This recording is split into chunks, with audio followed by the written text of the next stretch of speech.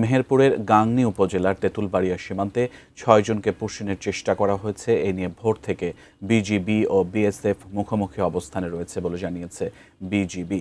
এ বিষয়ে আরও জানাতে সরাসরি আমাদের সাথে যুক্ত হচ্ছেন মেহেরপুর প্রতিনিধি জুলফিকার আলী কানন। কানন, যে ৬ জনকে পুশিনের চেষ্টা করা হয়েছিল তাদের অবস্থান এখন কোথায়?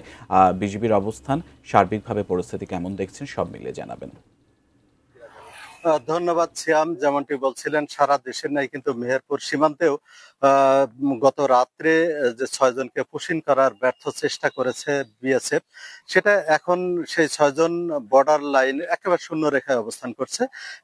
মেহেরপুরের গাংনী উপজেলার তেঁতুলবাড়িয়া সীমান্তের ১৪০/৫ এর আন্তর্জাতিক সীমান্ত পিলারের নিকটে তারা অবস্থান করছে। একটি মাঠ, সেই মাঠের মধ্যে তারা অবস্থান করছে। বিশেষ করে আজ দুপুরের দিকে প্রচন্ড বৃষ্টিপাত হওয়ার পরেও কিন্তু তারা সেখানে অবস্থান করছিল। এক পর্যায়ে অনেকটা কিন্তু মানবিক বিপর্যয় নেমে এসেছে তাদের উপরে। এদিকে বিএসএফ এবং বিজিবি কমান্ডার, বিওপি কমান্ডার পর্যায়ে যে বৈঠক হয়েছে সেখানেও কিন্তু সিদ্ধান্ত গৃহীত হয়নি। তারা পতাকা বৈঠকের পর জানিয়েছে যে দুই দেশের যারা সীমান্তের যারা বিএসএফ এবং বিজিবি রয়েছে তারা বলেছে যে এটা কমান্ডিং পর্যায়ে, সিও পর্যায়ের সিদ্ধান্ত গ্রহণ হবে। বিশেষ করে ৬ সদস্যের যে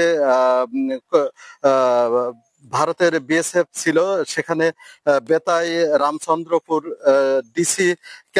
ডি ক্যাম্পের এসআই রাজেন্দ্র কুমার পোয়ালি নেতৃত্ব দিয়েছেন এবং বাংলাদেশের পক্ষে নেতৃত্ব দিয়েছেন মেহেরপুরের গাংনী উপজেলার ৪৭ বিজিবির কাথলি বিওপি কমান্ডার ওয়াসিকুর রহমান, এবং সেখানে ছিলেন তেঁতুলবাড়িয়া সীমান্ত ফাঁড়ি কোম্পানি কমান্ডার হাবিবুর রহমান। তারা আমাকে জানিয়েছে যে এখন পর্যন্ত আমাদের কোনো সিদ্ধান্ত গৃহীত হয়নি, এটা আমরা সিও পর্যায়ে জানাবো, সেখান থেকেই সিদ্ধান্ত আসবে। তো মেহেরপুরের গাংনীর সীমান্ত থেকে এই ছিল আমার কাছে সর্বশেষ